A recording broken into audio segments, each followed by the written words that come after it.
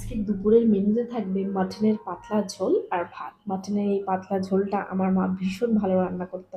তো প্রথমে কড়াইতে একটু সর্ষের তেল দিয়ে তার মধ্যে একটু নুন দিয়ে দিয়েছিলাম, দিয়ে আলুগুলো একটু বড় বড় করে কেটে ভালো করে ভেজে নিলাম।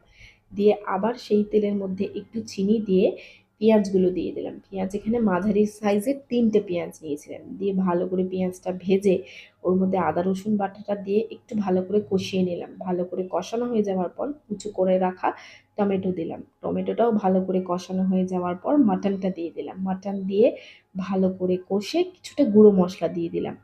গুঁড়ো মশলাগুলো তো সব দেখতেই পাচ্ছ। তারপর আরেকটু ভালো করে কষে আলুগুলো দিয়ে সব শুদ্ধ ভালো করে কষানো হয়ে গেলে প্রেসার কুকারে ৩টি সিটি দিয়ে দিলেই তৈরি আমাদের মাটনের পাতলা ঝোল। মাটনের এই পাতলা ঝোলটা তো খেতে খুব সুন্দর লাগে। তো আজকের দুপুরের মেনু হচ্ছে আমাদের মাটনের এই ঝোল আর ভাত।